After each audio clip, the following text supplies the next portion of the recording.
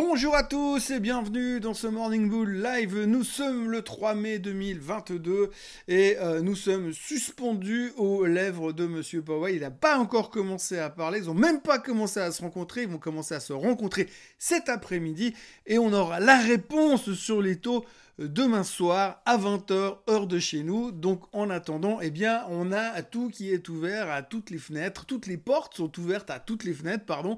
On est en plein doute, on se pose plein de questions et les marchés vont dans tous les sens en faisant des spéculations sur éventuellement ce qui pourrait peut-être être dit demain soir et comment est-ce que éventuellement peut-être le marché va l'interpréter ensuite. Ça fait beaucoup de si plus conditionnel présent, en gros on n'en sait strictement rien, mais dans le doute on essaye de se balader dans tous les sens pour trouver 2-3 explications. Alors à côté de ça, il y a plein de trucs qui se produisent en même temps et on a même réussi à nous refaire un flash crash sur les marchés européens. Ça faisait longtemps que c'était pas arrivé.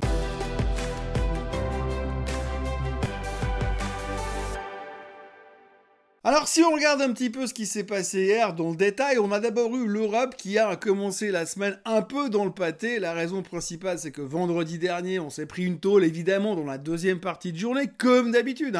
Quand les Américains ils ont envie de baisser très fort, ils attendent que les Européens rentrent à la maison avant de commencer à faire baisser le marché.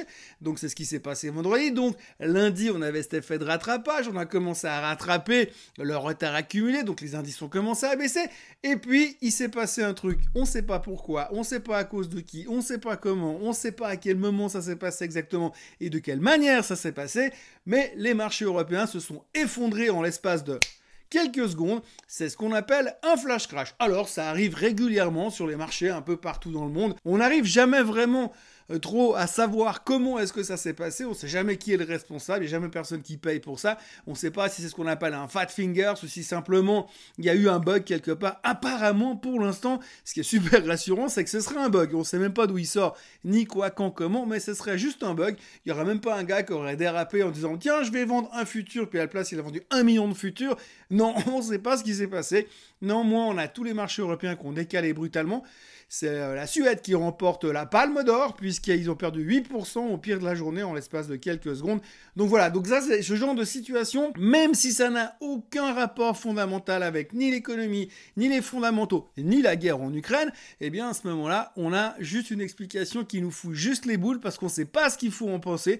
Donc ça nous remet une pression supplémentaire. Comme si ça suffisait pas, parce que quand on regarde un petit peu ce qu'on a autour, on a des chiffres du PMI qui étaient sortis hier, qui semblent quand même que la croissance elle est en train de prendre un joli coup dans l'aile, donc ça rassure pas non plus. Donc on voit aussi commencer à poindre à l'horizon, tout là-bas, le spectre de la récession. Donc oui, vu qu'on ne sait pas trop quoi dire ni trop quoi penser de ce que va dire et faire Monsieur Powell demain soir, on est obligé de chercher des arguments pour essayer de diversifier un peu la conversation. Donc on voit de plus en plus dans les médias financiers en ce moment arriver des théories sur la récession. Oui, parce que pour l'instant, tout ce qu'on a, c'est quoi? C'est une inflation explosive qui est générée par une espèce de croissance qui a été boostée par tous les soutiens économiques qui ont été faits durant la période du Covid. Et aujourd'hui, donc, on a cette inflation qui explose, le problème des chaînes d'approvisionnement, le fait que la Chine soit fermée un jour sur deux, enfin, etc., fait que tout ça est en train de monter et qu'on commence à flipper grave au niveau de l'inflation. Donc on sait maintenant que les banques centrales vont devoir trouver un moyen de freiner cette inflation, mais le gros challenge dans tout ça, c'est de savoir à quelle vitesse ils vont monter les taux et à quelle fréquence pour ne pas non plus faire trop de mal à cette croissance qui reste quand même vachement timide. Donc si on a une croissance qui est étouffée dans l'œuf et que vous avez les taux qui montent, eh bien on va se retrouver dans une récession. Et ça, apparemment, c'est pas super bon pour les marchés boursiers. Donc, on est en train d'en parler de plus en plus. Il y avait un énorme article dans le Barron's il y a quelques jours. Il y a monsieur Elerian, une des stars économiques américaines, qui parlait hier soir aussi pour dire que il n'excluait pas la possibilité qu'il y a aussi un des stratèges de chez Morgan Stanley qui annonçait que selon lui, comme vous avez une espèce de ralentissement des résultats et des bénéfices en ce moment, on l'a vu durant les périodes trimestrielles, des trimestriels en général, ça va, mais c'est pas non plus l'euphorie en termes de croissance. Vous avez donc les bénéfices qui ralentissent et de l'autre côté, eh bien, vous avez l'inflation qui monte. Donc, en général, si on achète une action, c'est on parie que dans 2-3 ans, les bénéfices cumulés vont compenser l'inflation. Mais si vous avez des bénéfices qui partent à la casse et l'inflation qui monte et qui, pour l'instant, ne montre pas de signe de faiblesse, eh bien, c'est pas forcément rassurant pour la suite. Donc, ce monsieur, il s'appelle Wilson de chez Morgan Stanley, il a fait un calcul savant, ne me demandez pas comment il a fait, mais il a fait un calcul savant, et il estime que si ça continue comme ça, le S&P 500 va perdre 17% d'ici quelques mois. Alors, pas 18, hein, pas 16, pas 17,4, non 17%. C'est un spreadsheet Excel très carré et très important qu'on peut pas vous montrer ici parce que c'est top secret, comme dans les films de James Bond. Et donc du coup, eh bien, ce monsieur nous dit attention, méfiance. Donc on a quand même beaucoup, un peu trop même, d'articles qui viennent parler de la récession et pour l'instant, on a un peu l'impression qu'on les voit, mais on les intègre pas. Et en même temps, quand vous avez des articles sur la récession, des craintes de récession et les indices qui sont sur les supports, il y a de quoi flipper un tout petit peu sa race. Donc voilà, on l'a vu, on est sur les supports. Alors hier soir, malgré tout, en fin de séance aux États-Unis, après avoir hésité toute la journée entre positif et négatif, finalement à 1 heure de la clôture, les indices sont partis à la hausse. On a donc eu des reversals. On peut dire à la limite que le Nasdaq est en train d'essayer de tester cette zone de support. Est-ce qu'il considère ça comme un support ou est-ce que c'est un espèce de dead cat bounce, un mini rebond qui est censé nous rassurer pour nous remettre la tête sous l'eau dans quelques heures? On ne sait pas. Mais évidemment que la grande question qui se pose pour l'instant, c'est de savoir ce que la Fed va nous sortir demain. Alors on sait qu'ils vont monter les taux de 0,5%, on en reparlera encore demain matin, mais on sait que ça va se produire. On ne sait pas ce que va dire Powell après. Et c'est surtout ça qui nous inquiète. Est-ce qu'il va nous dire, je vais monter encore 6 fois de 0,5% et puis on aura les taux à 4 ou à 5 à la fin de l'année?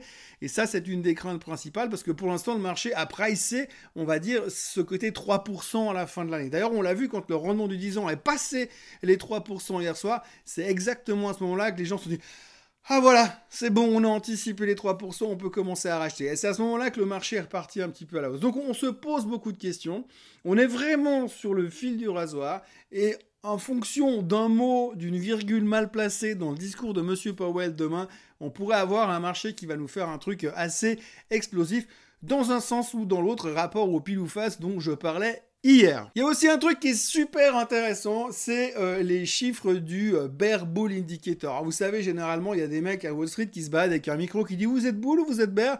Et puis en fonction de ce que vous répondent les gens, eh bien vous faites une statistique, j'ai un bull, j'ai un bear, j'ai 2 bulls, j'ai un bear, et puis à la fin vous dites « Voilà, ben, aujourd'hui on a tant de bears. » Et quand on regarde ce graphique, que vous voyez à l'écran à l'instant. Ça ressemble à un électroencéphalogramme d'un trader un peu trop stressé, j'en conviens, mais globalement, ce que ça montre, c'est qu'aujourd'hui, on a atteint des niveaux de bearishness, donc de sentiments négatifs, donc dans le territoire des ours, qu'on n'avait plus vu depuis mars 2009, donc c'est horrible. Alors dit comme ça, effectivement, on se dit on n'a jamais eu autant de gens bearish, ça veut dire quoi? Que les gens sont en train de se tirer des marchés parce qu'ils ont peur, et donc on est en phase de panique. Presque de panique.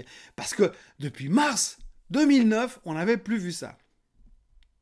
Ouais, d'accord. Alors moi, je suis retourné voir ce que c'était en mars 2009.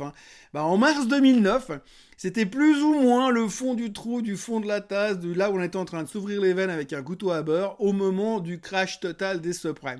C'était exactement à ce moment-là où Monsieur Roubini est venu nous dire...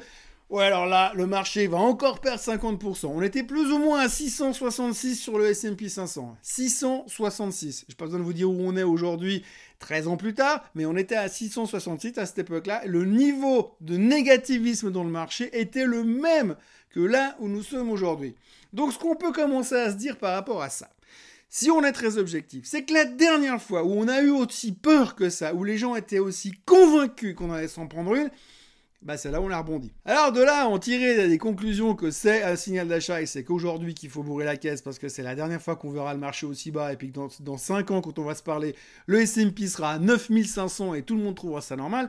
Je ne vais pas aller jusque-là. Mais néanmoins, quand vous voyez en tête de gondole dans certains médias américains, attention, le niveau de bearishness n'a jamais été aussi haut, eh bien peut-être, souvenez-vous que la dernière fois, c'était au fond du trou pendant la crise des subprimes. Donc de quoi on parle aujourd'hui? Eh bien évidemment, on parle aujourd'hui, si on peut dire, on parle de demain, puisque finalement le meeting de la Fed commence aujourd'hui, que demain on en saura un peu plus, et on pense sincèrement qu'à partir de demain, on saura tout.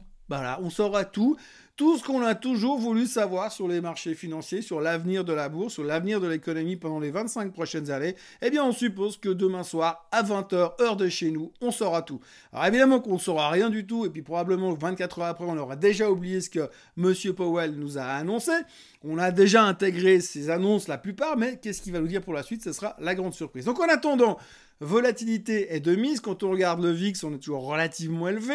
On sent que les gens sont tendus et puis on sent que les gens n'ont aucune idée de où est-ce qu'on va aller réellement. Alors la question de nouveau, eh bien c'est est-ce qu'il faut prendre le risque d'acheter avant le meeting de la Fed et de voir le marché qui dit « Ah bah maintenant on sait, boum, rebond », justifié par le niveau de bearishness, par le fait que la volatilité est très très haute, etc. etc. Ou alors est-ce qu'il faut dire « Ouh là là, moi je me planque et j'attends de voir ce qui va se passer, je me mets cash et on verra comment ça se passera demain soir. Si vraiment il y a un coup de faiblesse, peut-être que je pourrais tenter de revenir dedans, ou alors ce sera trop tard parce que le marché aura déjà repris 3%. » On a un peu l'impression qu'on est dans cette zone de balancier, mais donc rassurez-vous, on aura une réponse demain soir et puis ensuite eh bien, on dira qu'on va attendre les chiffres de l'emploi vendredi prochain. On parle aussi un tout petit peu du pétrole, parce qu'il faut quand même le signaler, puisqu'on parle beaucoup d'inflation. Le pétrole est en train de remonter gentiment à 105 et des brouettes pour l'instant. On attend toujours des news de l'Union européenne qui veut annoncer ou va annoncer ce qu'ils veulent faire pour lutter contre le méchant monsieur Poutine et mettre en place des sanctions économiques, à savoir ne plus consommer du pétrole russe.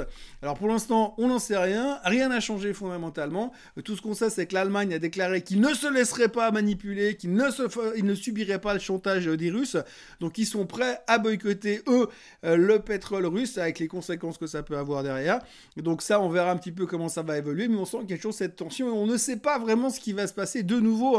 On se fait beaucoup de spéculations en se disant oui, mais si les Européens boycottent, le pétrole va monter. Et puis quand les Européens vont annoncer le boycott, est-ce qu'on aura déjà intégré la chose ou pas? En tous les cas, pour l'instant, le baril est à 105 et des poussières et il est en train gentiment de recasser à la hausse cette espèce de triangle latéral dans lequel on est.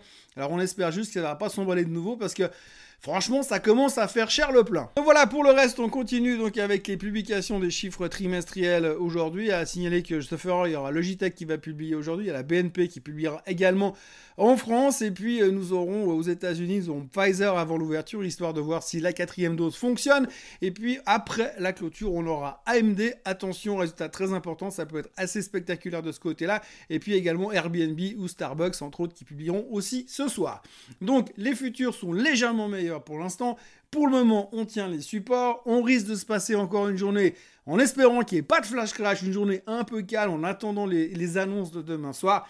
Et puis d'ici là, on brasse beaucoup d'air et puis on est très tendu. Notre tension artérielle est de plus en plus élevée.